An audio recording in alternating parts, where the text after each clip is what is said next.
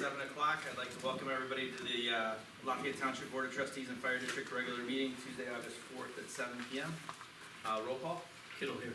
Elahe. Paroli here. If everyone would join me for the pledge. I pledge allegiance to the flag of the United States of America and to the republic for which it stands, one nation, under God, indivisible, with liberty and justice for all.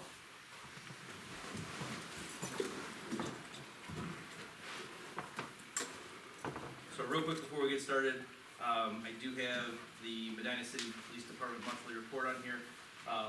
We said at the beginning of the year, if it was before the 5th, we were gonna push the reports to the next meeting if they weren't, so Lieutenant Markham's not with us. Okay. So we'll skip that and do it at the next meeting. He did submit the report, I think everybody got a chance to see it, but that's why he's not present tonight, so.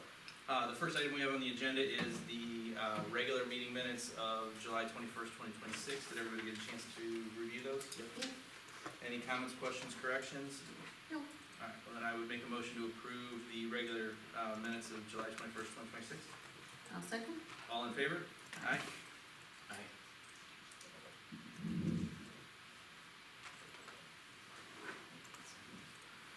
Next up, we have fiscal reports. First items are the township payroll for the pay period of July 19th through August 1st. Got total payroll of $9,697.57. I would make a motion to approve. I'll second. All in favor? Aye. We also have the fire district, same period, total payroll of $26,981.66. I'll make the motion to approve. Second. All in favor? Aye. Aye. And then with it being the last of the month, we have the elected officials and zoning inspector payroll totaling $7,211.02.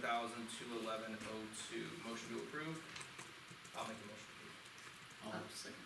All right, all in favor? Aye. Aye.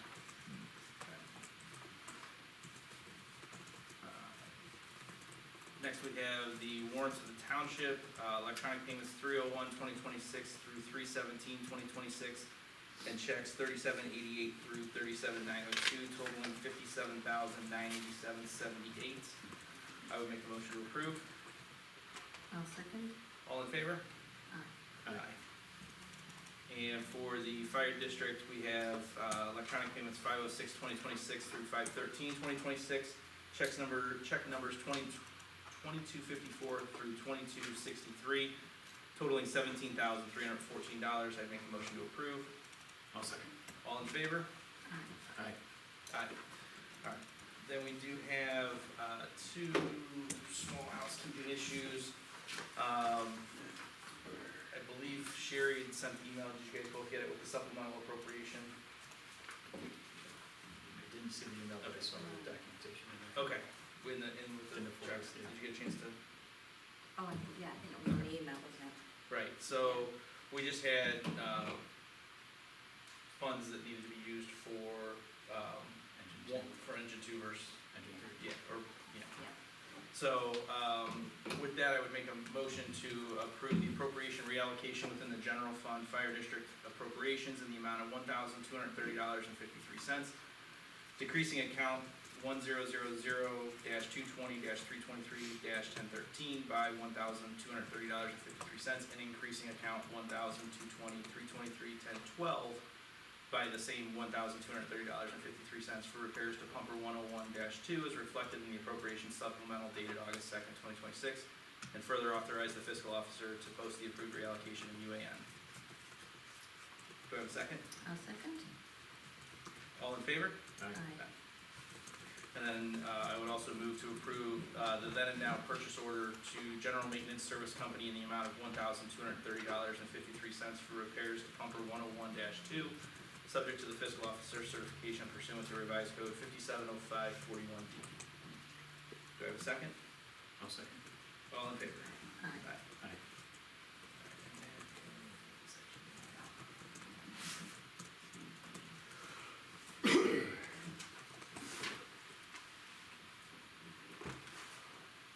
Don't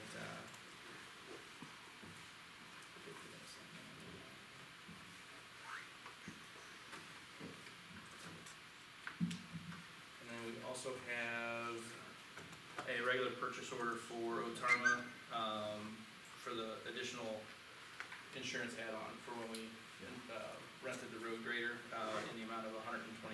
So I'd make the motion to approve the purchase order, for Otarma for the 122. Okay. I'll second. Okay, all in favor? Aye. So that covers that. Next, well, actually, we still have, depository agreements. We had put everything out to bid. We did not get any, formal bids, but all three of the banks have expressed interest, so we're just working through the language with the prosecutor's office to get the formal, actual bid verbiage correct for us to be able to adopt the final resolution. But it looks like it'll be Westfield Bank's new name, Huntington, and, First Federal Lakewood. All three have expressed interest, so we'll have those bids to review, should have them at the next meeting. So just an update on that, and then we had, tabled from the last meeting, the inside millage reallocation. Any further thoughts, discussion point?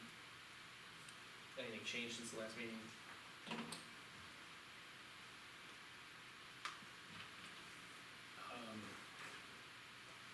I don't have a problem moving 1% or 1 mil over and keeping 1 mil in road and bridge. So instead of the one general, two road and bridge, go two general, one road and bridge for now? Yeah. Unless you have a compelling argument to move all 3 mils over to.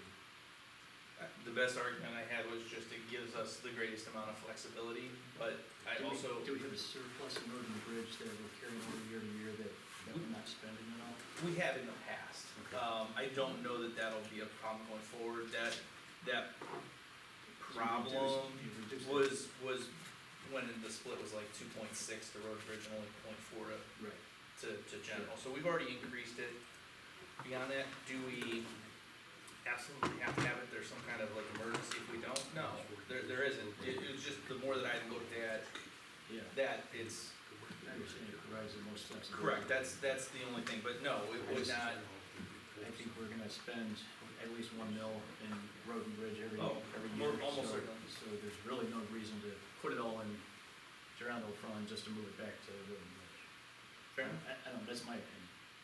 Thoughts? I wouldn't move anything. I would keep it. Just leave it as it is now?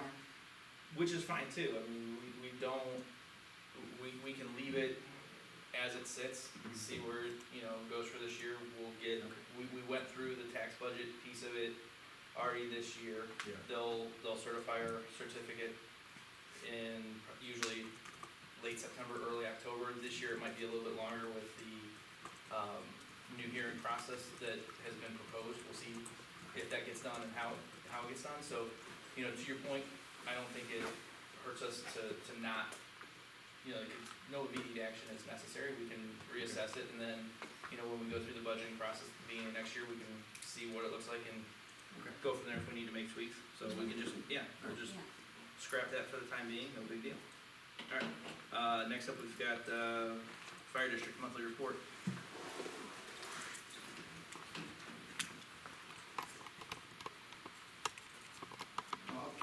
Okay, for our run volumes, 55 runs for the month, 37 EMS, 18 fire, received 3 mutual aid, not all for fire, but 3 mutual aids. They came from Chatham, Lodi, Seville, and Westfield. Gave 7 mutual aids, 3 to Medina, 1 to Lodi, 2 to Chatham, 1 to Seville. We, at the present time, are continuing with the training of our new hires. It's going along really well. I do have a resignation for you to consider. Alex Thomas has moved out of the fire district. He has resigned. He was a lieutenant for us. He was here for 9.5 years. Really good employee. We're sad to leave. Sad that he's got to leave, but he's in Uniontown. It's just a little too far to drive for a part-time job. So I would ask that you would accept his resignation with regret. He's been a good employee. We met with DOT about the roundabout, 162 in Wedgewood. Seems like there's a lot of concern from Bethany Dentler and the budget people, or the business end of things, about a lot of the development's gonna go on to the south of there, so they might, start to rethink some things, but the current timeline is to start construction in '28. Fire hose and ladders, those were all tested last month, we got those done on the 9th. They went really well. Our ESO contract, ESO, or Seville contacted us and said they were getting out of our ESO, contract. We were in a 2-station, contract with them, which lowered some of our costs. We did look around, tried to make it work with Westfield. They have a little bit of a different setup than we have as far as what they have on ESO. But I was able to, maintain 2-station billing with a single station for a year, so we'll see what happens the following year.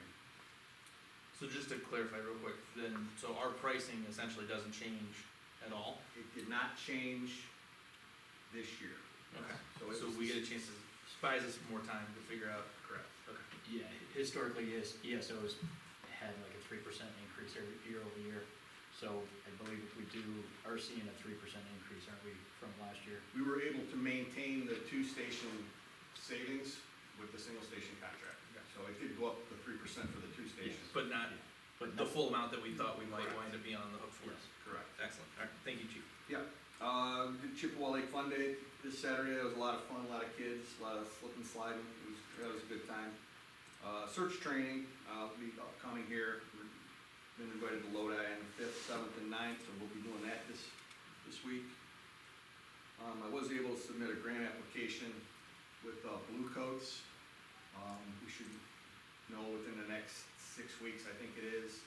And my target was ballistic vests and helmets due to some recent events. So we'll find out. The boat specs and are complete. I do have all of my bids, and I'm just waiting on the association to have a meeting. We'll get that complete.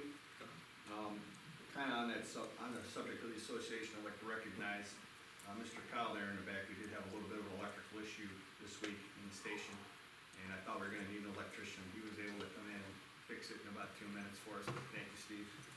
So I'd like to recognize that. Some maintenance items. Medic One's been out of service for some time now. Due to return on the 5th, we've had lots of problems with some air conditioning in it. So we're dealing with that. Engine 2's had some repairs to an air compressor, and that's a little bit of a big deal for us because we need to get in and go. We can't wait for the air to build up like some commercial trucks do. Fan car had some repairs to the throttle body. It became almost unusable for us. It was dying in intersections and things, so that got fixed and is back. The Route 42 bridge and in the detour, what we're hearing is that the bridge beams were improperly purchased, so they have the wrong bridge beams in, so they've got to bring them back. So it's gonna be a little bit of a delay. I don't know how much longer, do you remember? I saw 2 weeks, but I think it's gonna be longer than that. Yeah, it sounds longer to me, yeah, so, there's that. What was the other thing that we were talking about? Chippewa and. Oh, yeah, the ongoing project over on Chippewa Lake, lots of breaks in the mains, so, they're doing projects and it's popping up everywhere, so it's a little bit of a problem. They're pulling the crews off to go fix them. So, and we don't know how, they've been pretty good about keeping the road open for the most part, but, it has been closed a little bit. They're doing a lot of trenching across it, so it's been on and off, so we're keeping an eye on that. That would be all I have. Anybody have any questions for me? Run times. We were able to keep it to 8 minutes and 56 seconds for the month. And I am working on making my product a little better through ESO to get you the reports, but I've been working with Chief Gavin on that, and I need to go to another source to get a little more help, but I can't get the information, I just can't produce it in the same form for whatever reason. It's an ESO thing. So that's where I'm at with that. Questions, comments? So I'd like to make a motion to accept Alex Thomas's resignation. I will second. All in favor? Aye. Any questions, comments from the crowd? All right, thank you. Thank you, chief. While we're on fire district, did you wanna, I mean, I know I threw it on there, but do you wanna kinda update where we're at with the process? Yeah, so we posted the job posting for the fire chief online, we also, shared it on Facebook pages, and, the Ohio Fire Chiefs Association posted it as well. We do have, I don't have the exact count, but I think we have about 10 applicants so far. 11th one came in today, 11th, so, yeah. yeah. 11 total applicants so far. So it'll be posted for just under 2 more weeks. The posting closes on August 17th, and at that point, we'll review resumes and determine, we'll narrow down the candidate pool and go from there. With us coming up on the end of that, I know we've kind of talked briefly about what the process is gonna look like. I just wanted to see if there were any more thoughts, you know, cause if we're gonna go, I know I've brought it up a couple of times, right? I think, especially we're halfway through the posting period, right? So I know that that's not a guarantee that, you know, you're gonna get twice as many applicants, but we're already looking at, you know, we've already got 11 resumes that have come in. I would imagine we'll get a few more with this deadline being posted through the 17th. So, you know, I don't know where everybody sits on, you know, how many of those people were planning on wanting to test, whether we wanna just try to do a straight interview process across all candidates. I know we had talked about the fact that you've put together, kind of a stakeholder board to be able to help review and screen. But I do still think that there's, some value in potentially engaging one of the outside firms to help do, you know, for example, Clancy and Associates, right? You know, they had offered us a proposal where they have an oral assessment board where they can kind of evaluate, you know, as many candidates as we want them to, but, you know, up to 6 a day, and kind of have their experienced personnel kind of give feedback, you know, and score the candidates, so it's kind of like blind scoring to us. You know, we give them 6 applicants and they say, 1 got this score, 2 got this score, 3 got this score, here's the kind of metrics and the feedback. Then we can kind of pick from there, and then they kind of identify who those are for like a final interview. And I just wanted to see kind of how you guys see the process going, because obviously the next meeting that we hold, next regular meeting that we have scheduled, you know, we're gonna have received all of those applicants. We've been very deliberate with the process, but at the same time, I don't think anybody up here wants to extend it longer than necessary. So I guess after we get those, close the applicants off, how do you see the decision process going? Yeah, I haven't really taken an opportunity to review those 3 places. I kind of read over each one quickly.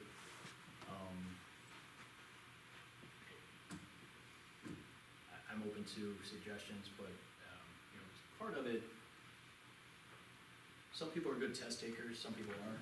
Just because you can take a test and pass a test with flying colors doesn't mean you're really gonna do that job well. So I'm a little bit hesitant about it, but I understand the quantitative part. It takes some of the pressure off of us, but we also have the selection committee, some other chiefs, police chief, other interested parties that will have hopefully an objective observation of it. Do you have a preference on which of the 3 agencies you would like to go with, or I just didn't have time to, or I didn't No, take that's- the time to look into it. That's fine. I mean, I kind of liked the presentation, you know, that Clancy had put together, just because the way that they kind of do it is, it's not, to your point, it wasn't presented as such as like, hey, we just sit them down at a computer and give them a test score, right? Their team will come in, they'll meet with the 3 of us and the stakeholders if we would like, you know what I mean? To be able to kind of go through the criteria that we're looking for, the vision for the department, what we're, you know, kind of the things that we wanna see out of the person, right? And then they put together their oral examination to kind of highlight those particular skills, and they have, you know, experienced, you know, same situation, right? They have fire chiefs that are part of their association that do this. So it's not like it's just another group of consultants or something, that they have kind of the more technical background to do that and kind of give us some additional guidance. You know, it's not about, to me, it's not about pushing the responsibility off on somebody else, but it's giving us maybe the technical expertise that none of the three of us have to kind of at least know, hey, here are the 6 candidates, here's where they score, maybe they all score really close, maybe 3 of them score way above others, maybe, you know, maybe they come back and they're all splitting hairs, and you know, hey, okay, from a competence and a skill standpoint, we're not gonna go wrong hiring somebody, right? Cause to your point, you know, some people test great and can't perform well, some people interview great and they can't deliver. So, you know, it's just trying to find that balance between the two, and I think, you know, while the cost, I mean, if we were to engage, you know, just for an example, right, if we were to put together the oral assessment board for 6 candidates, the top 6, you know, applications that we look at, it is a $5,000 expense, so it's not that it's insignificant, the amount of money that's being spent, but at the end of the day, you know, the value of getting the right person in here versus Oh, yeah. not, I think it becomes I wouldn't wanna not do it solely because of the cost piece of it. But I also don't wanna completely disagree, if you both feel, I really like the idea of having that selection committee doing it. I think, you know, they're well respected, so the committee that you put together, I'd like to see them do this process. okay,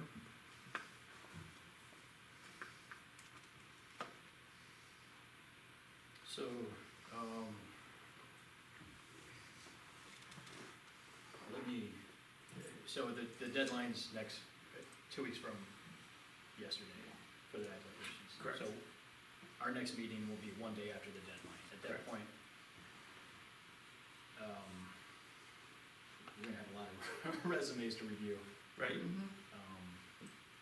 And I don't know, probably share all those resumes with the selection committee, let them review them. Like right now, it's just, let me ask you, so we have 11 applicants right now, let's say we get 3 or 4 more over the next 2 weeks. How would you narrow that down to 6 candidates to do the oral Well, assessment? and that's where it gets to be a challenge. Tim, why don't you So, chime in? doing this before, it really wasn't real hard to eliminate some people, Okay. for one reason or another.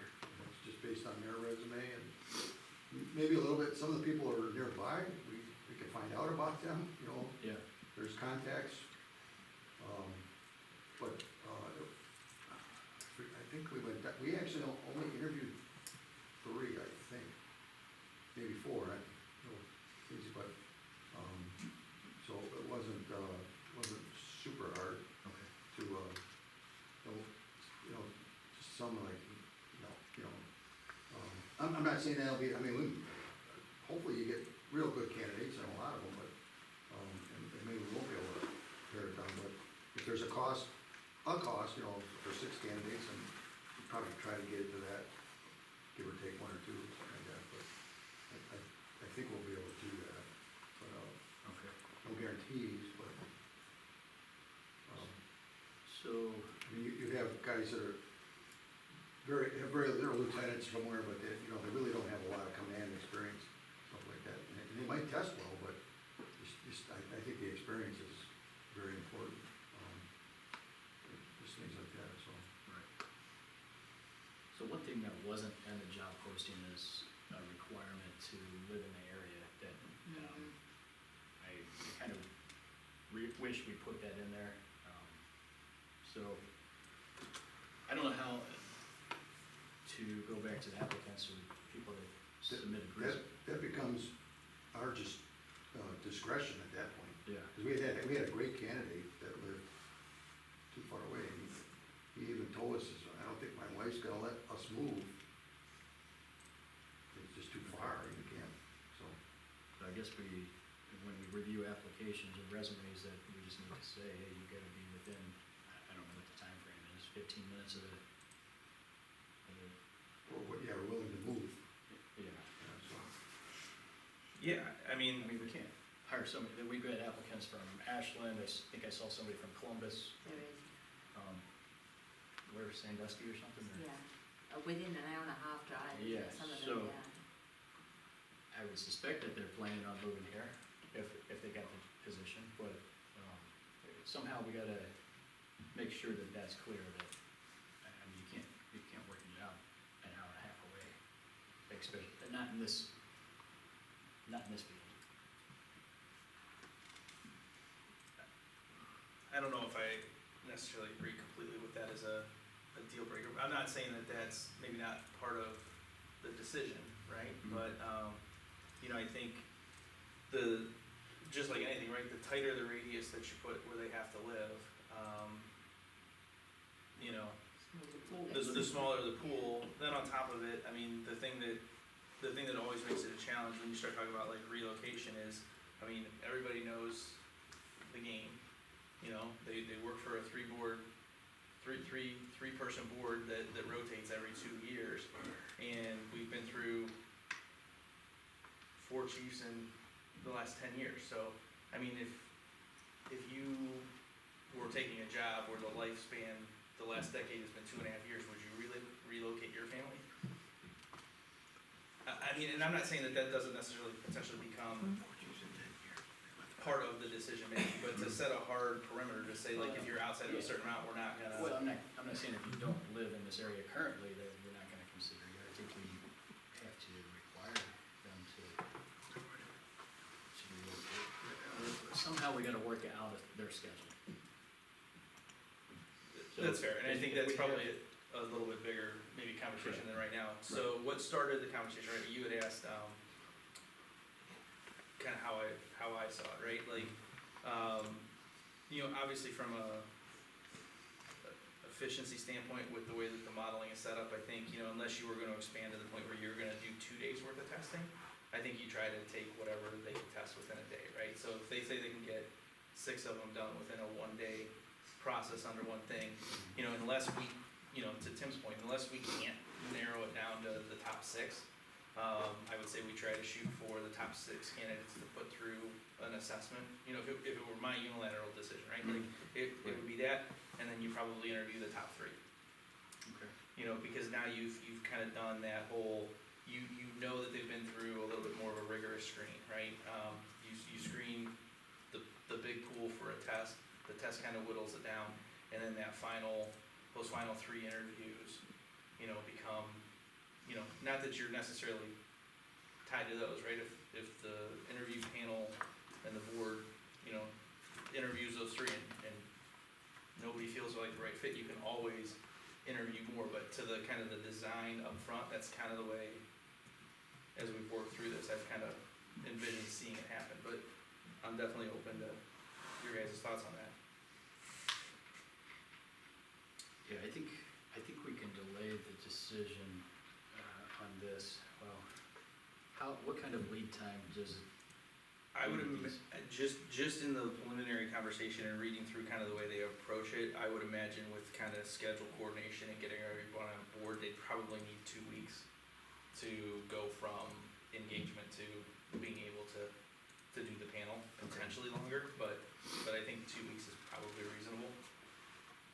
So, I mean, I guess I'm kind of getting the feeling you're not maybe ready to make a decision on that piece of it yet until the next meeting. So why Clancy over one of the other 2? I'm not No, and advocating for either one, I'm more advocating Clancy as an example and the testing being, like, I'm fine with whoever we use. I'm more kind of committed to the idea of having that assessment piece in there that's outside of the subjective interview and, you know, that we do. Not that isn't a part of it, but I think this is a valuable piece of it to add kind of that quantifiable versus qualitative. Yeah, personally, I don't know if I'm ready to make a decision. Okay, If that's fine then. Carrie has it, I think No, we just make that decision, we have to have that I decision. think it's a big by enough, the I next think it's a big meeting. enough decision that nobody should be weighing in on it without feeling 100% comfortable with it, but I do think that we need to be ready to make that decision at the next meeting. So, I agree. you know, whether or not we're gonna do assessments, and then you know, who we're gonna go with, so we can get right on the ball with doing that. Absolutely. And it'll also help clear up the picture, right? We'll know all the applications, we'll know everybody, how many we've got to weed through and, Right. you know, make decisions on and kind of go from there, so. So we'll be ready to do that at the meeting on the 18th. 18th or 17th? 18th. 17th is they Monday. close, The Monday, and then yeah, 18th we okay. meet. Alright. Carrie, again, I know same thing with the police, were you ready to do, I can or does do you it, wanna do it yeah. the next meeting? Yeah, so Ben's on vacation, Matt had a prior commitment tonight, so I said I would do it for him. So the past 2 weeks, they have been doing sort of the general sort of township road inspections, mowing of the township roadways. They cleaned a ditch, we had some cleaning and eating done on Lance Road and Barge Road. Matt attended the safety meeting, they had to replace a ruptured turbo air pipe for the Ford 550 dump truck.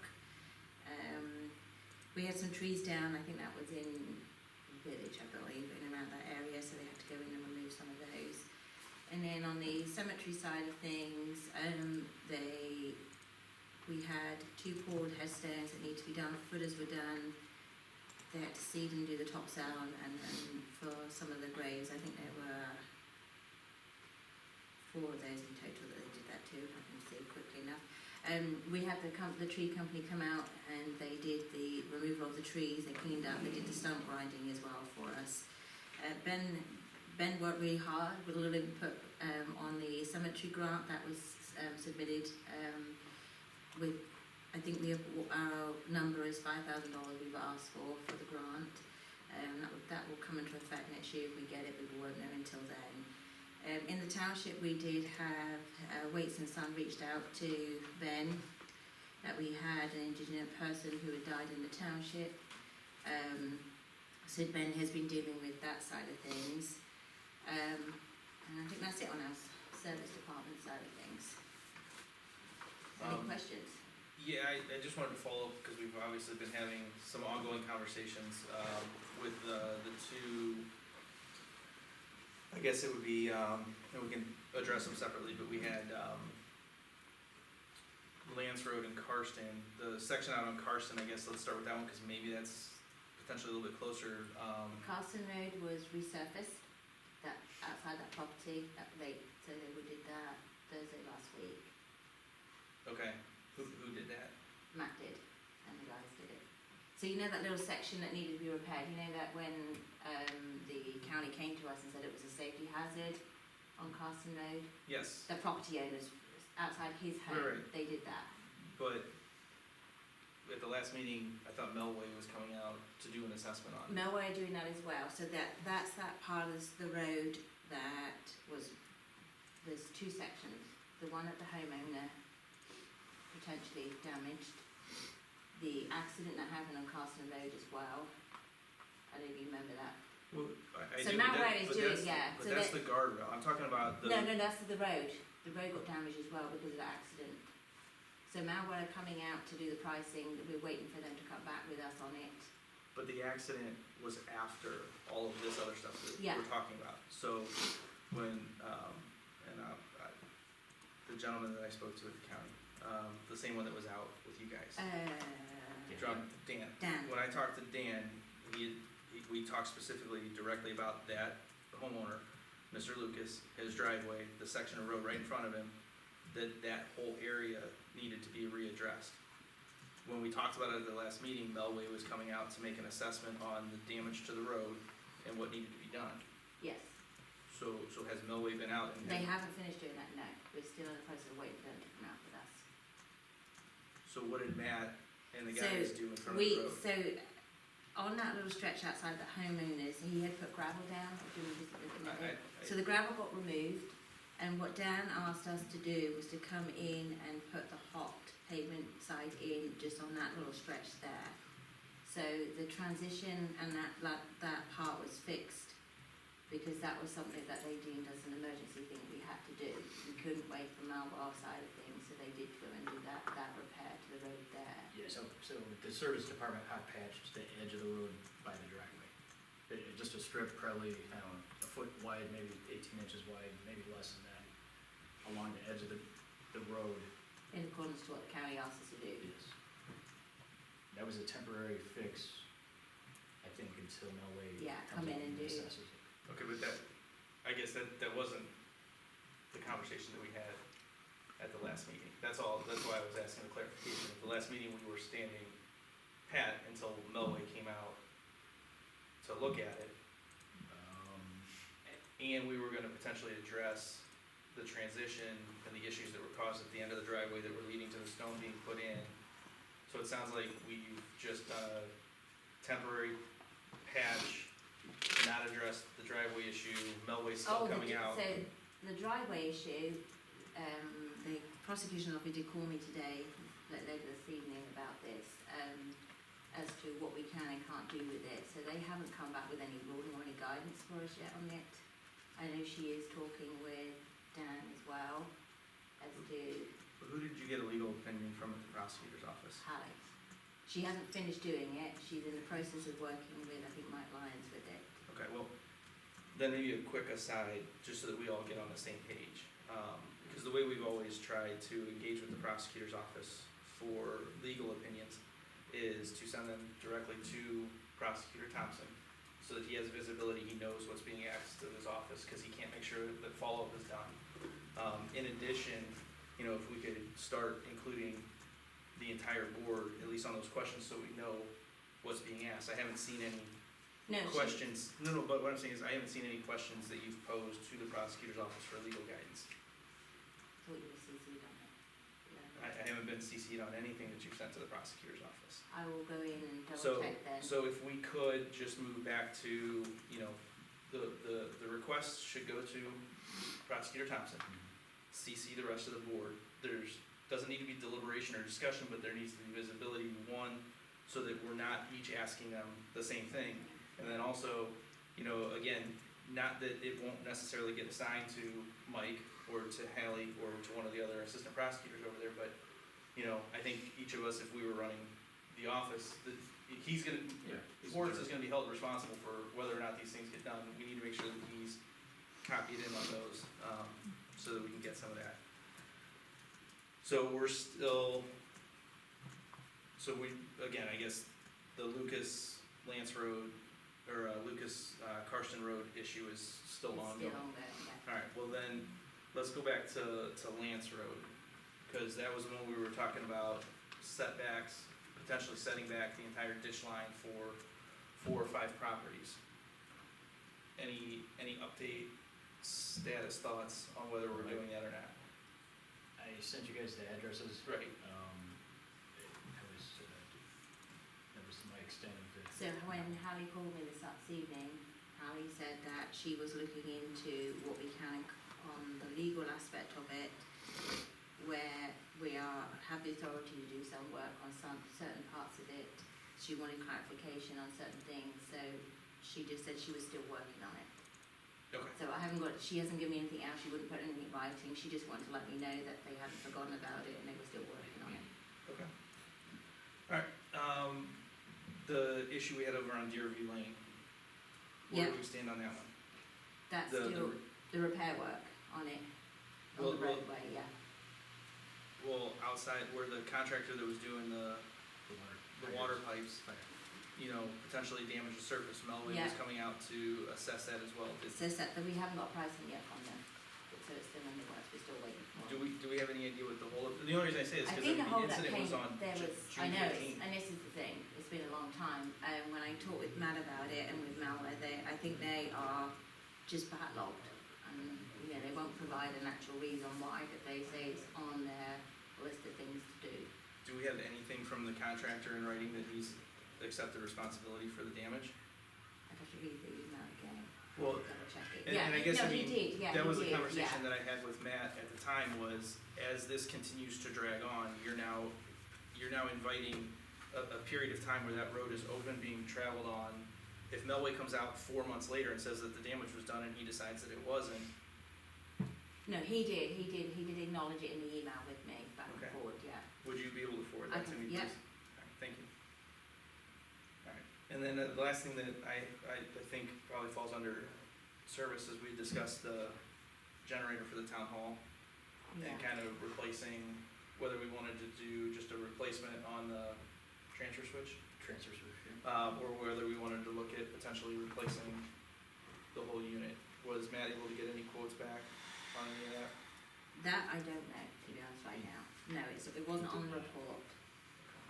The last I talked to him, I didn't talk to him this week, but I talked to him last week and he said he was still working on that. Okay, cause I think The end of last week, like Thursday, I think. as we discussed at the last meeting, I think, we definitely wanna look at, before we drop, Yes. 25% of the cost of a potential replacement Right. into repairing it, it might be worth looking at updating it. And then we also talked about the fact that, as it stands right now, that backup generator handles the service garage. The shop area, that's, a separate building with the snow plows, they have a standalone generator that they use in the winter should the power be out, to be able to open the doors and get the plows out. In talking with Ben, it sounded like that's probably a workable solution for them in the short term, so I don't know realistically how easy it is to run power between the two buildings, and I don't know that we necessarily need a separate generator over there, but we might wanna look at something potentially at the administration building.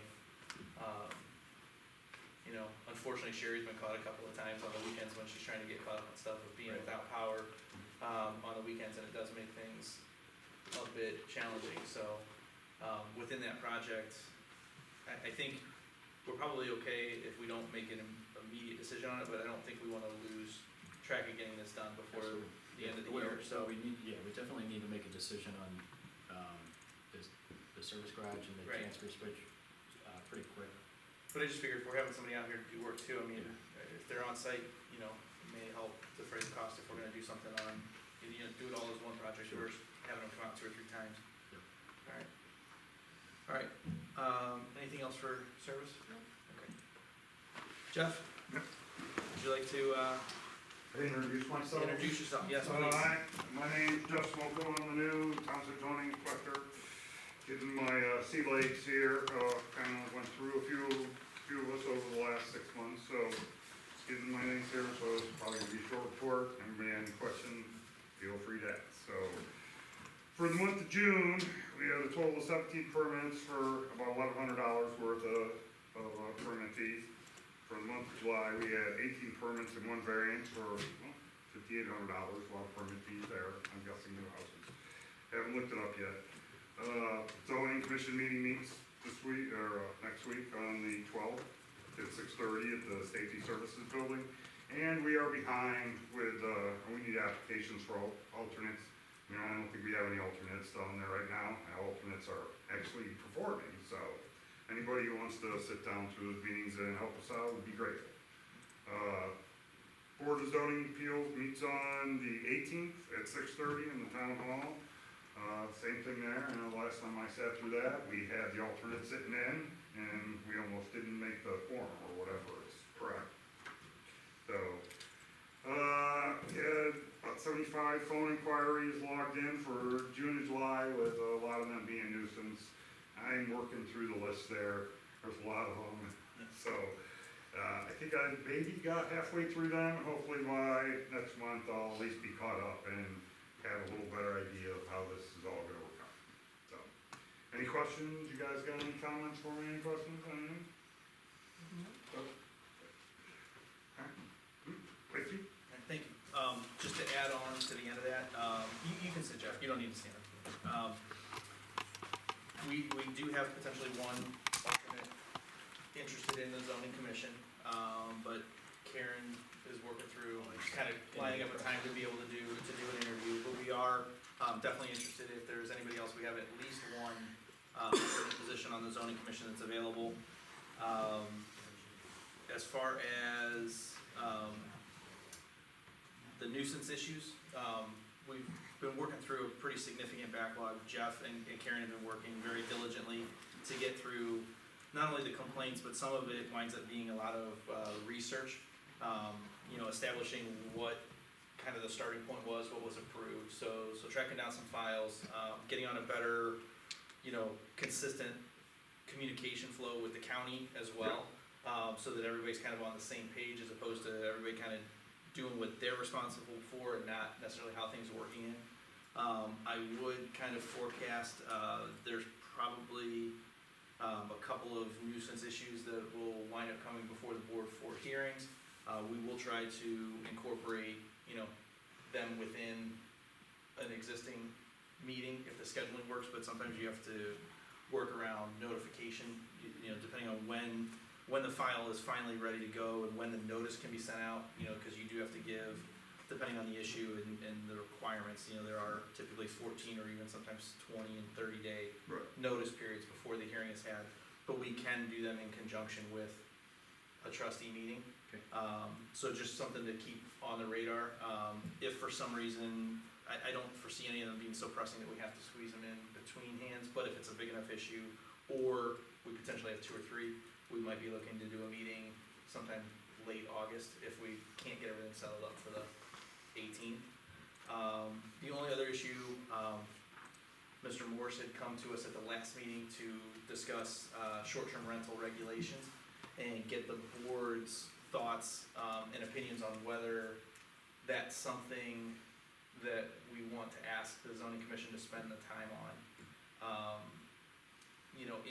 In talking with kind of every, with our people and then also just kind of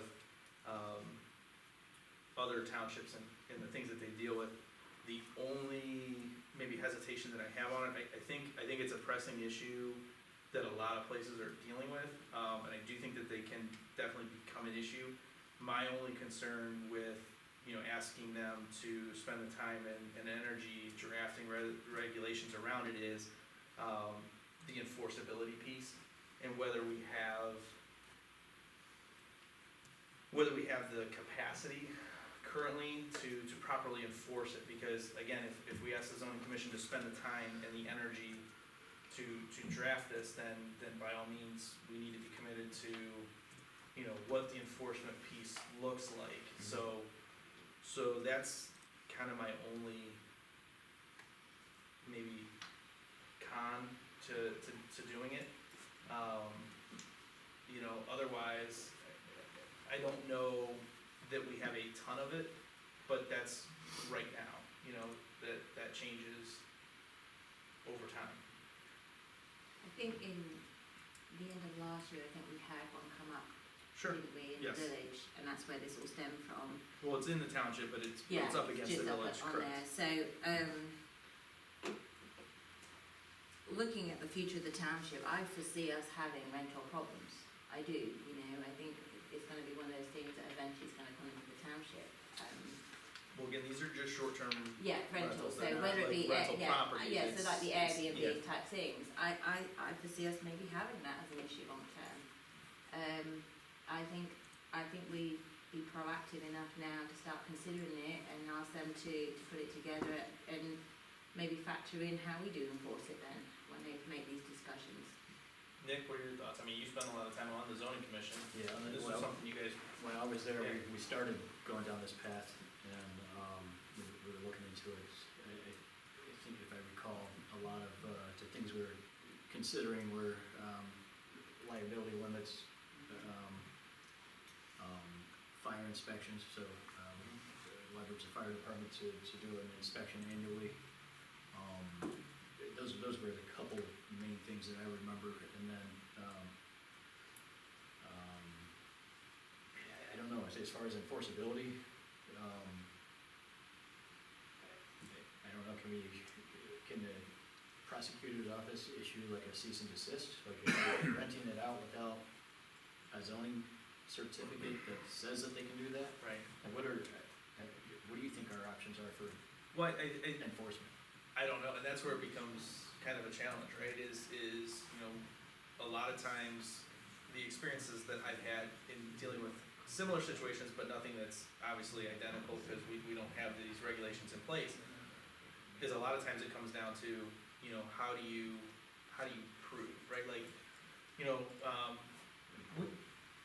You pull it up on Airbnb and you're Well, posted, right, and that, it's pretty much proof. right, and I don't disagree with that, but a lot of it comes down to, that sometimes is the obstacle. But let's say it's maybe not something that's so obvious as Airbnb, right? And a neighbor complains, and, I mean, there are mechanisms that are in place. You can get administrative search warrants, and you can go to the, like there are things that can be done. So I guess I wasn't trying to, you know, put the kibosh on the plan, cause I do see the value on it, and maybe that's, you know, a challenge for the zoning commission to work through when they do it, right, is how do they craft it so that it achieves what we're looking for, you know, regulation wise, proper certification, proper, you know, safety, you know, just an authorization up front and more kind of formality around that, yeah, I mean, I'm generally for it, so I guess that's why I don't Sure. wanna. What does the board want? Not, What do they really Well, want? they're, well, that's why they came to us, right? Yeah. But they don't want to Spend the spend time the time doing on it, it we say if at no. the end of the day, we're just gonna kibosh. Yeah. If I could just make a comment, Yes, absolutely. if there aren't any rules, then there aren't any rules. Right. Enforcement obviously is important, but I gotta believe that if there are at least some rules and some guidelines, that's gonna cut 40–50% of the issues right from the start. There's always gonna be, I mean, the only reason you need rules are for the rule breakers. Right.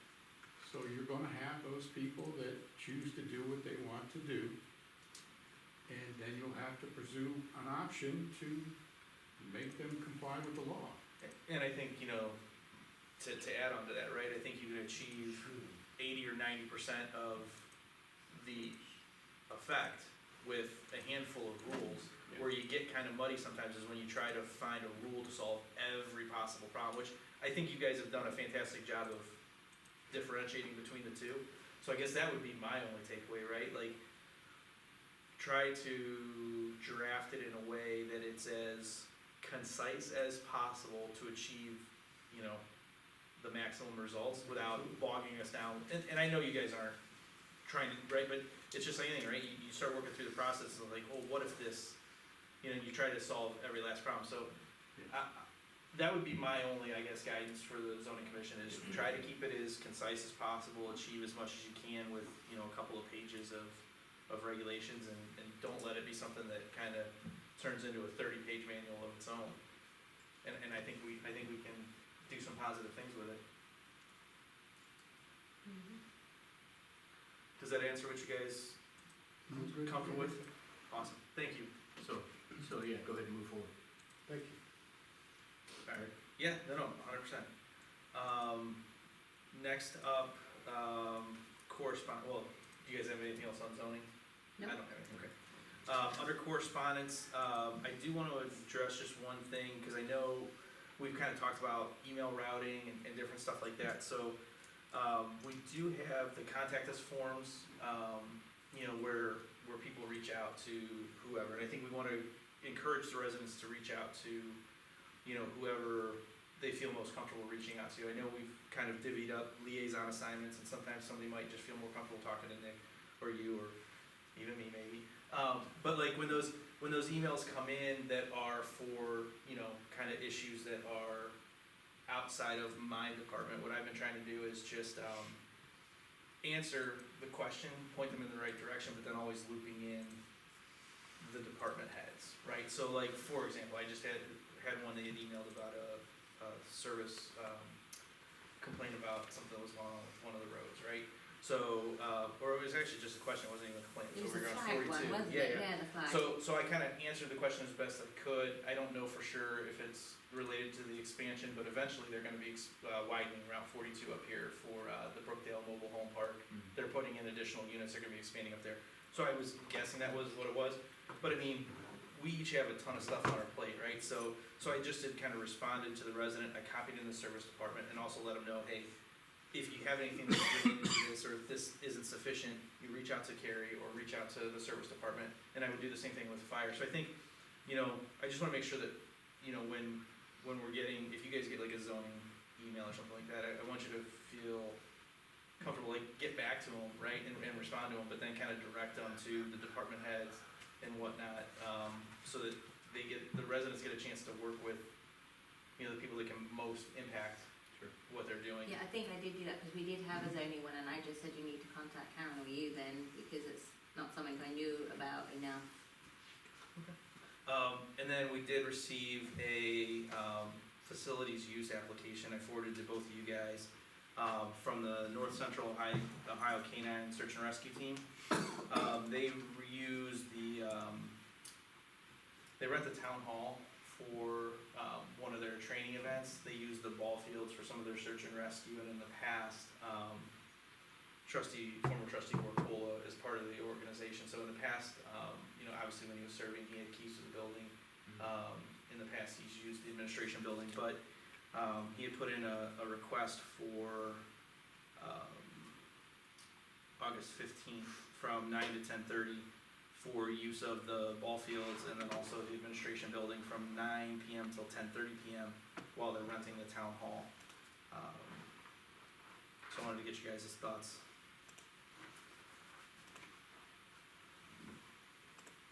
Do we have any activities on that one, on that day? Well, it's the admin building.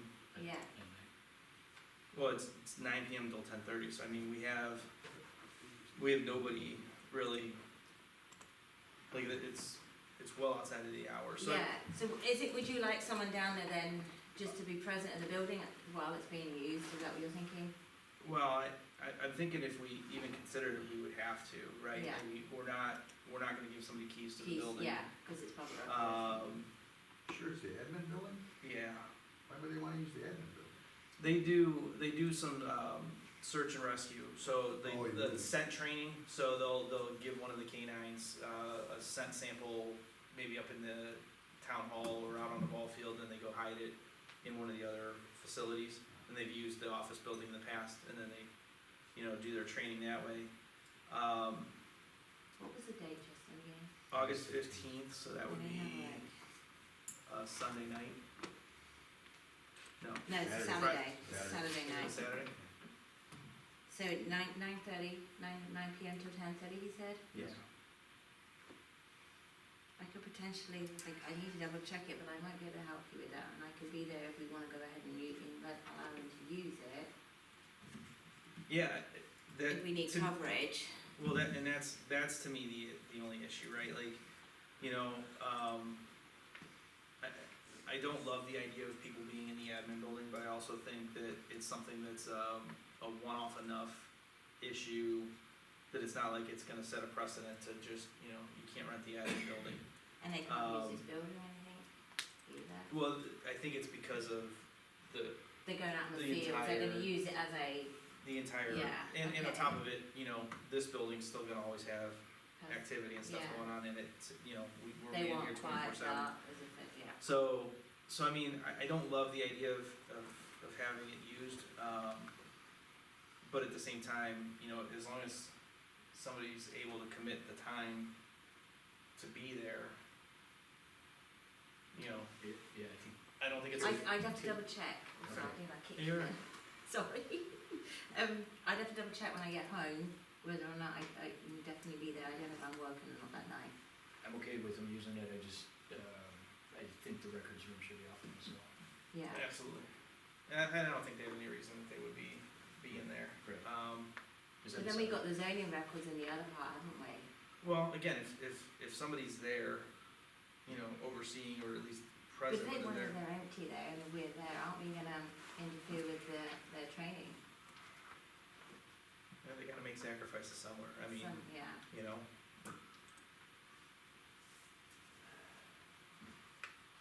I'm what if okay I appro- reach out with him and I have a chat to see, Well, that's fine, I guess we're not gonna meet again before this date. okay, I would be perfectly fine, I'd be okay with it if, If as long as someone one can of, cover it, as long yeah. as you were able to cover it. yeah, 'cause- I don't 'cause know for sure. I don't have the ability to Yeah. commit to be there, nor do I. That part of it's a slippery slope, right? Like I'm definitely not gonna ask any of our employees to come in, to do something like this.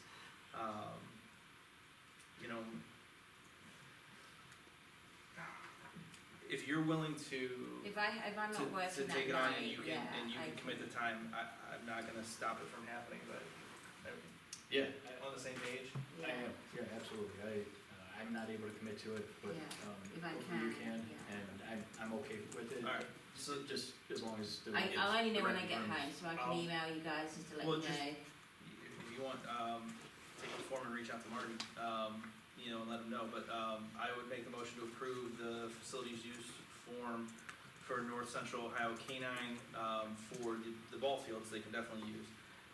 And pending use of the administration building on trustee Villar being available to open and supervise, the event. I'll second. All in favor? Aye.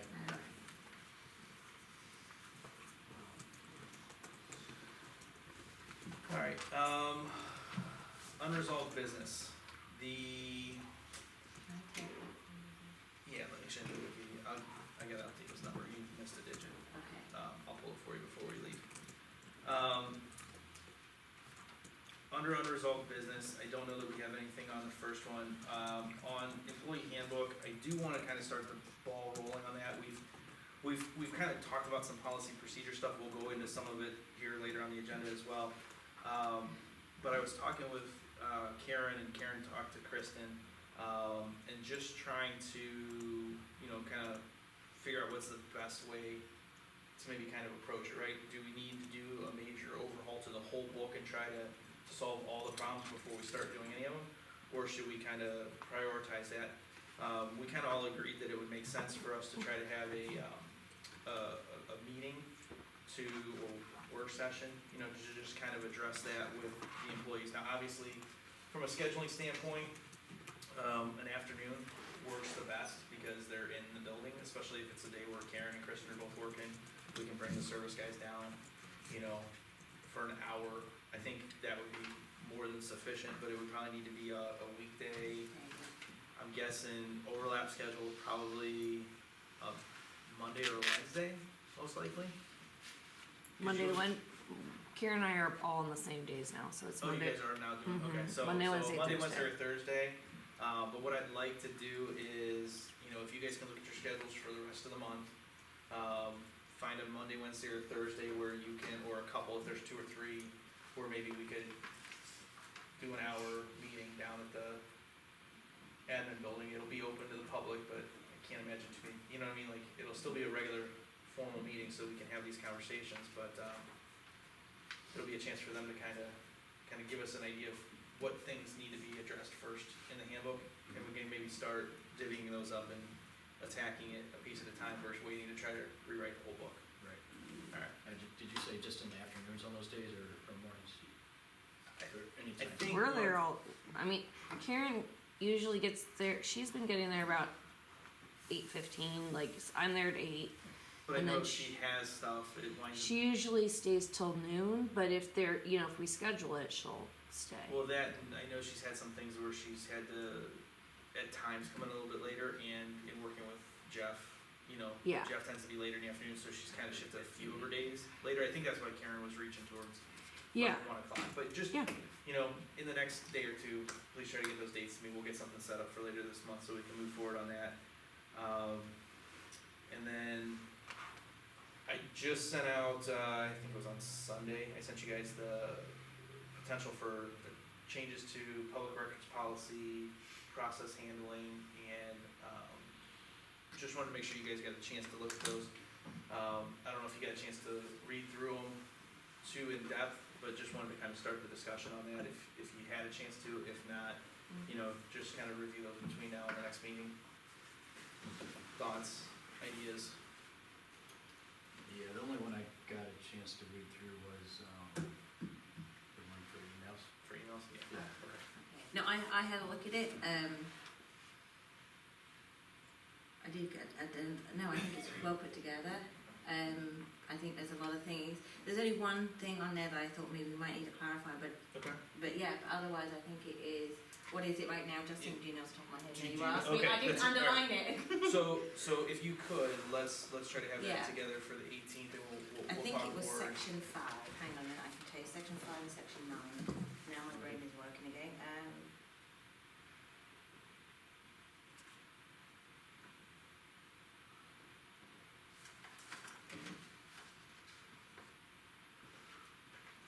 it's when we, so in doing the public records, when someone requests it, it's when we respond back, so if they want it in an email form, we respond back in an email form, I think that was what it was, just to clarify that, just so that they could expect that response back in an email to them, I'm assuming that's all. Yeah, and I apologize if the email wasn't kind of real clear on what the thought process was. So the way I see it is the policy isn't that big of a deviation from what we Yeah. currently have.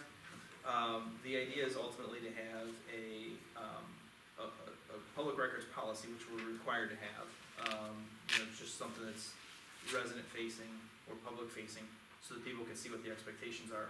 But then the next piece of it is putting together an actual, like, procedure manual or something along those lines for, to your point, how we handle those exactly. Kristen had started working on some stuff and giving me some feedback, and then obviously how we handle things, but more just spelling it out so that there's Yeah. something in there, so that if any of the employees ever needed to look at it and say, how do we handle public records requests, instead of having to pick up the phone or wait for an answer, or an email or a call, it's right here. So that's the next piece of it. It's gonna be a little bit larger document, so I just wanted to kind of have you guys take a look at if there was anything that jumped out at you. And the only So- other thing I thought about was, I know we discussed it, that, to respond back within 3 days. Now, I know as a person who sent a public reference request, I think it is reasonable to say within 24 hours we respond to it, just to say we've acknowledged it. Well, Yeah, I think we gotta be careful there, because, If it would come just to me and I'm not,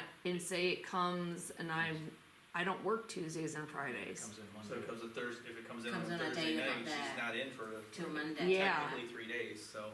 Yes. Maybe they're not having a definitive time on there then? I think that's the important thing, right? And I think in the policy, the actual policy, I think we wanna stay away from hard and fast Yeah. timeframes. In the procedure manual, we can set expectations and things of that nature, because again, those are best efforts, right? Like, I mean, look, As soon as I see them, I Right. respond. Yeah, and I We've think never had that's- anybody be like, you never responded to or acknowledged it, like, Because they're coming sometimes, like, we had that issue where the contact form was not correct, was it for one, it was bouncing around and people weren't getting it, and then the person said that request came in months ago, and it's like, that And was a that was just- website back end. yeah, and so it was an issue and things, and I think then, as soon as we knew there was a mistake with it, we should have replied and said, hey, we got your request, we're responding to it now. But yeah. We did, we went through all of those. Yeah, but I'm just thinking, putting a definitive time on there can end up creating more issues though, I think. right, So, because it does say 3 days, and I was like, either we have to do it sooner than that, or we don't have one. I'll definitely take a look at those. Alright, So I didn't get that till yesterday at 1 Yeah, PM, so I didn't get a chance to review that, but I did get the one that you sent today around noon for the email and electronic communication Yep. policy. and I actually, had some questions and comments on that. Yeah. Did you get a chance to review? that's Was that next done? up. Yeah, that's next on the agenda. So, that's fine, I can transition right to that. yeah, I'm good, I'm That's not a finished with problem. public, yeah. But real quick before we get there, Policy. just so that everybody's on the same page of why. One of the things that we've talked about in the past is keeping all of the township communications, that's kind of the key for this, right? Is township communications on township devices, township controlled systems, so that when there's public records requests and stuff. So we did finally get all of the user profiles from KGC, so that we could go through and see what we're missing. We have a handful that are currently not in use, people that are no longer with the township, that have licenses assigned to them. So we would need to add an additional 5 basic profiles in order to get all of the zoning commission and board, BCA members onto township emails, from where we currently It stand. was like $6. It's $6.50 a month currently on the plan, and like I said, that would give us, there's still some potential work that can be done to go through, fire district assignments, but they're kind of moving people in and out, so I think we probably don't wanna mess with those too much, cause a lot of times, if they're adding somebody to it, it's because there's a resignation or turnover. And we can always address those separately as a need to, but what I'd be looking to do is add those 5 additional licenses, get everybody set up with accounts, sooner rather than later. And then that's where the policy comes in of, okay, now put something in writing that says, look, the expectation is that all township business and communication is handled through the township accounts. Mhm. You know, not that, you know, it doesn't change what is a public record, right? If we're conducting township business on personal emails or whatnot, those still become public records, but the idea is to kind of put in writing what the expectation is. You know, so many times, you know, we just assume everybody knows this, that, or the other, and I don't think that's fair to anybody that's, you know, volunteering, well, not volunteering, but giving their time, basically volunteering, you know, to serve in these roles, you know, and then to say, hey, you know, you've got to make sure you're preserving all these things. If everything's done on township emails, then the township's responsible or able to preserve all the records that need to be. Plus, then there's continuity, because we can set it up so that, you know, it's a lot cleaner with the elected officials even, right? Like, if our term ends and the next person comes in, you know, those transitions and licenses can be just moved. Same with our board members and whatnot, and we don't lose vital information, which sometimes does get lost otherwise. So how does that work if, so let's say I was on the zoning commission and let's say I had an email address through the township and I moved on to a different role, or maybe I wasn't, I left the zoning commission. My license for that email address would terminate. We wouldn't terminate the license, but we can terminate the credentials. The user. Correct, cause like we have a couple right now And that then are basically reassign dead. that to the next, Yep. the replacement, and then That that Go ahead, I'm email sorry. address is, all the emails that would be stored for a period of time. KGC or whoever we have Mhm. down the road, potentially, you know what I mean, like, any IT vendor can pull those emails, archive them, put them on a, Yeah. you know, Okay. another drive and store So- those so that we have the records. But to your point, yes, the email account can be clean for the next person to come in, so they're not necessarily just, They will see. Correct. all that stuff. correct, but the township retains Yeah, right. those records and communications. I just wanted to make sure that we're not paying for old user license after somebody leaves. Correct, no, and that's why, Okay. and I think I circulated this with the, if I didn't, I No, you apologize, but, haven't. what I did is I went through each of them and just Okay. kind of assigned a tag to them, right? So you can see down here, trustee, trustee, trustee, Mhm. zoning inspector, zoning secretary, you know, Okay, so, and then this is the current, who currently holds the license. okay. And then these are the five, like the five new ones we would need. So each place here where it's, like, says basic or standard, Got it. that's, and I'll forward this to you, Okay. but All right. that kind of gives you a breakdown, which is how we And came up that's with just on the the five. email side of things, is it? Or is this, are we, Full, what do you mean? so we're just talking about emails currently. So what about the zoning people, do they use their personal devices, like making phone calls and things? That's the natural next segue is, we do have the ability with the phone system to do everything through an app. So if the app is on their phone, the township still not controls, but has all of those records. Yeah. But it does open up the question of, well, should we readdress the use of personal cell phones? I think that would be separate from this Yeah. policy per se. There is technically a cell phone policy for the township.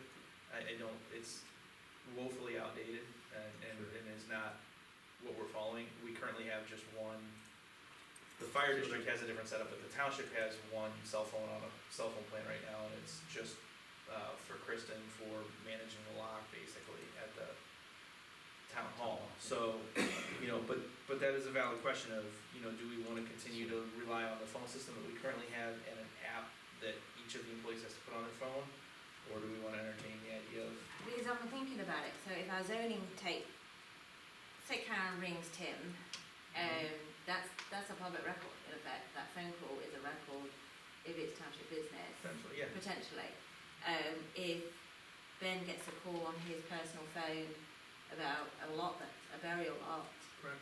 so I think it would be probably prudent of us to start thinking about how, you know, that we take away that personal device and put it on a township app. I think that protects the guys, I think it does protect them a little bit more than they're not on their personal devices anymore. So, I think that's the next step. I don't want Right. to slow this down for the cell phone part. Similar to like an employee handbook, we gotta start making progress. So So let's start that's Well, step one. So I guess step one, I would, make a motion to approve adding 5 basic licenses to enable the township to assign email addresses to everybody for township use.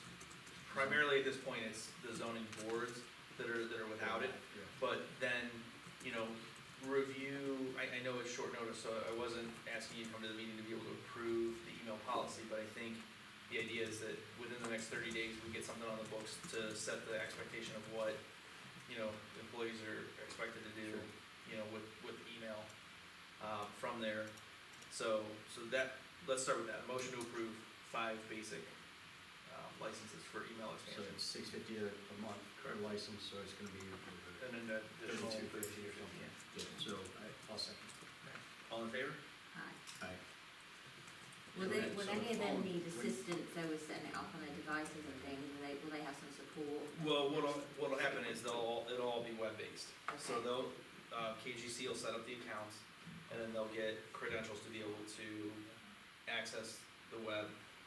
And we can communicate that to all the board members that aren't currently using it. So, as far as devices, they'll still be using their own personal devices, which is fine, but the emails will be logged within township email accounts, so that if there are ever record requests of that nature, we don't have to ask them or For it. potentially expose, you know, their personal accounts to Yeah. those types of things. Another question then, because I haven't fully read it all then, so is, in this part of it then, does it have in there then that part of our records retention is emails are kept for a year? Well, it's consistent with, It reflects with the retention? right, it references Okay. the records retention policy, because the records retention policy is a separate document that will potentially change on an annual basis. So instead of putting the language in here that says this is what it is, Just it just refer to refers that to, one. yes, And exactly. will they all know that then, Yes, they should. part of it, Absolutely. that they have to check their retention on a yearly basis to know what our, Well, that's the good thing about it being in personal. If you read through that, it addresses the inadvertent use of personal accounts, because, look, it may happen, I don't wanna sit here, I don't think we're trying to create a system where if somebody accidentally uses their personal account for township business, that we're gonna hang them on the town square. We're gonna ask in those situations that they just forward that record Yeah. to Sherry, and she can just add it file on the way there, it needs to yeah, be, that's because it. the stuff that's in the email accounts, if they're using the township email accounts, then it's automatically retained, Yeah, and it'll adhere to our record retention okay. schedule, so it kinda automates that.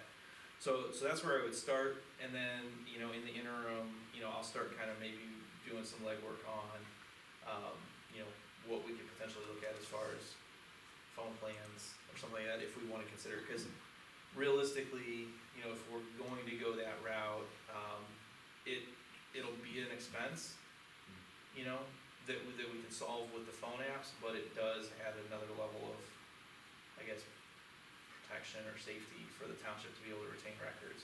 So it's worth considering. I couldn't even tell you what, you know, what a base plan would necessarily cost us if we were gonna do something like that, but we can start doing Yeah. some legwork on that. And then I have another question, sorry. Yeah.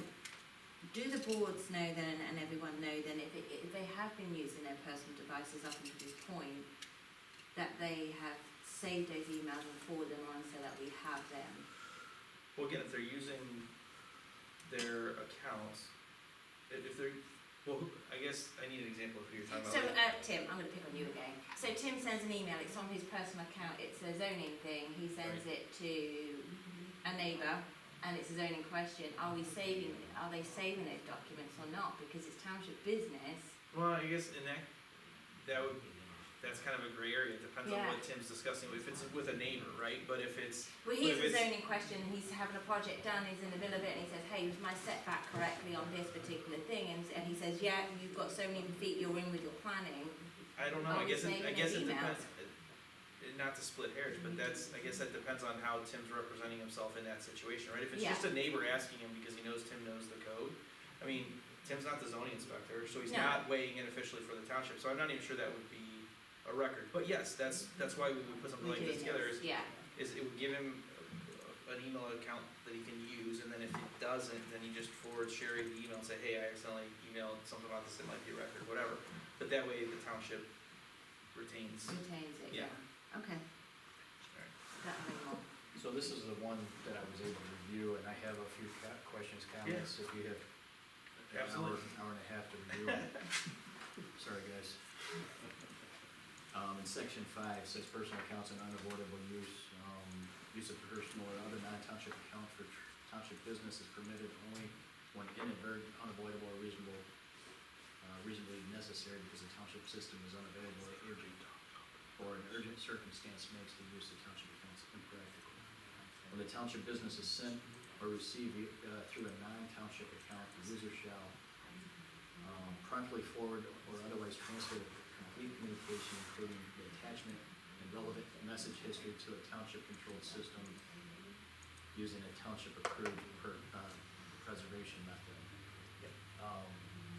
Is that what you're talking about just recently, about forwarding that to Sherry? Right, and that's why it kind of speaks a little vaguely in there, is because, you know, that's where, you know, we might change it from time to time, right? Like, So, depending yeah. on how things go, but yes, ultimately the idea is But that. you got 5 zoning commission people, 5 BZA people emailing Sherry with, oh, somebody emailed me on my personal email address, I gotta send this to Sherry to archive? Well, I guess here's the thing, like, It just seems like a burden to Sherry.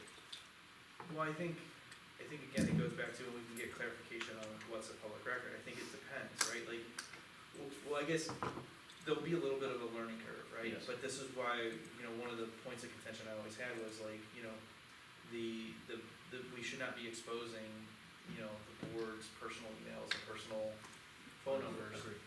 you know, Yeah. for that. So if somebody's neighbor contacts them because they know they're on there, right? Like, we get that from time to time. I don't know that it necessarily, we could edit that, right? Like, so let's bring up a situation like that, right? Tim, let's keep picking on you, right? So you get an email from a neighbor that says whatever to your personal email. You can forward that email to your township email and then reply to them from that. Problem solved. Nothing needs to go to Sherry. Right. Because now it's already looped into the situation. So we can address that in the policy. That's actually an excellent point, because, you know, that kind of cuts that off. And if it's one where Tim forgets, or we all, you know, you're like, oh, I'm just gonna reply, you know, whatever, it happens, then that can be forwarded. Well, the way I first read that is, you know, if somebody emails me on my personal email, I'm gonna forward that to my township email. Then I'll have it a record Yep. through my township. I don't have to burden Yeah, Sherry and, with archiving anything. and that's a sufficient way of doing it too. But the problem I had was, the last part of that says ordinarily no later than the next business Yeah. day. Sometimes I don't check my personal email, like Well, we that's can't why have a it says time ordinarily. frame. Okay, that's fine. I don't think we can So have a the- time section frame. 5? Section 5. Okay, so we just need to clean up some of the language. in there. Yeah, and that's what all this is, just Okay, cleaning up language. that's fine. The next bullet point said, preserve the original communication in its existing form whenever it may be responsive to a public records request or subject to a litigation, hold, investigation, audit, retention. Yep. In the original or existing form, preserve the original communication in its existing form.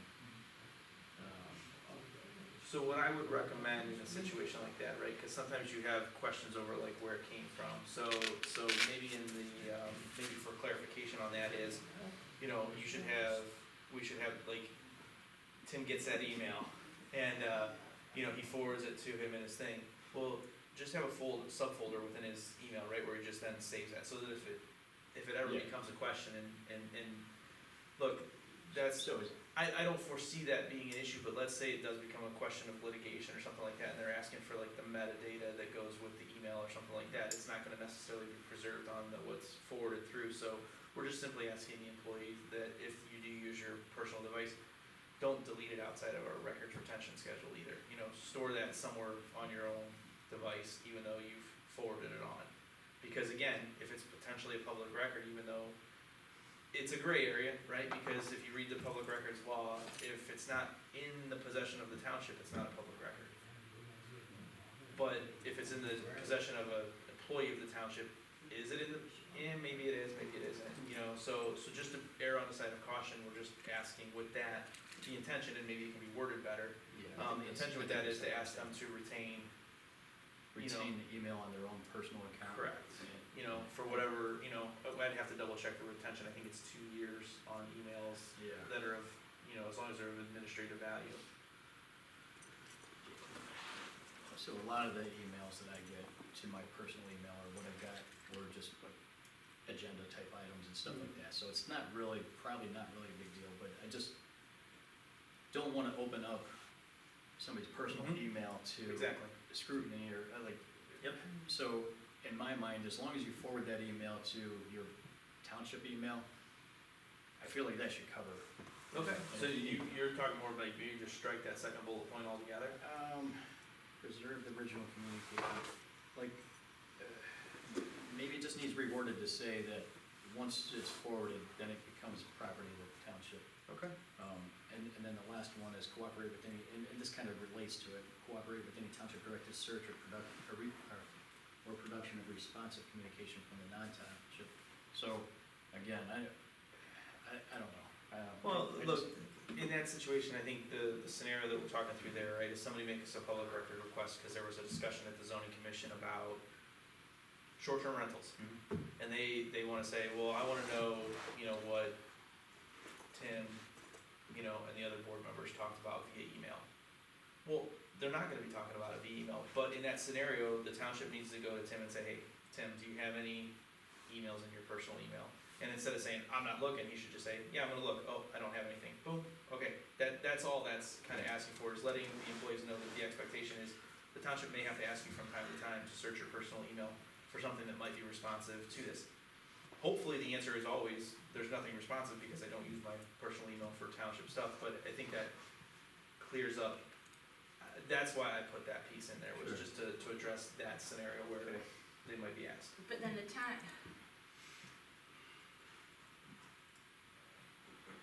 so you're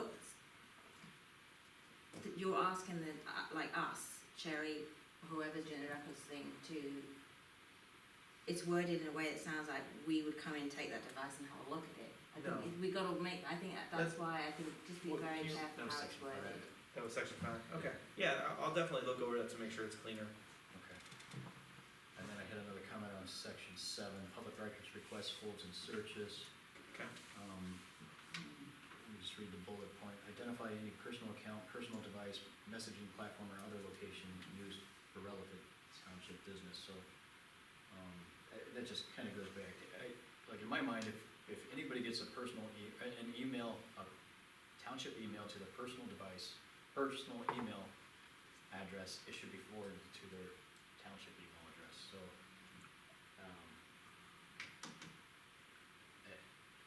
to me, that a record on your personal account shouldn't really exist after you forward it. Well, let's throw the caveat in there of social media.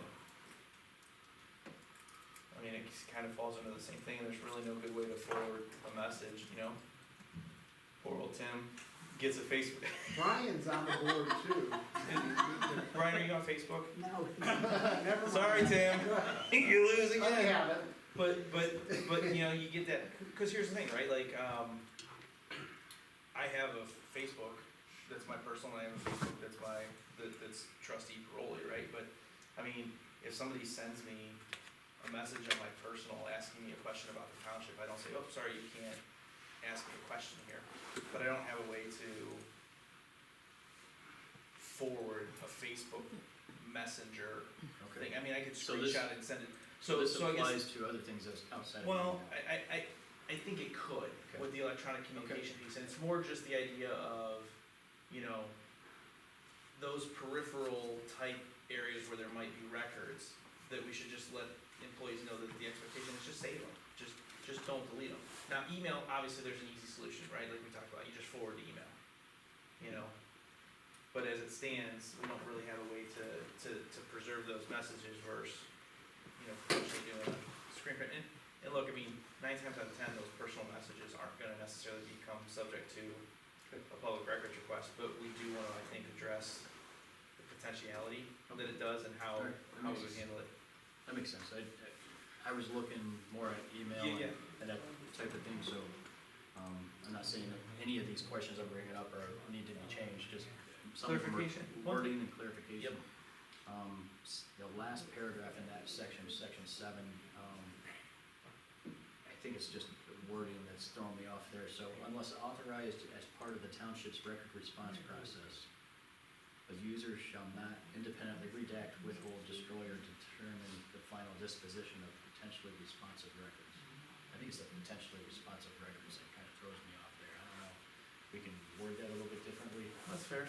I think the thought process behind that was kind of the whole, you know, when it comes down to doing redactions, if you're gonna redact anything, there needs to be a legally justifiable reason. Those are usually things where, you know, if we have a question over what should be redacted, or what records are potentially responsive, we put everything together that we think would apply. We send it to the prosecutor's office. They handle the redactions because those redactions need to come with proper citations on, you know, what ORC code section allows them to exempt that stuff.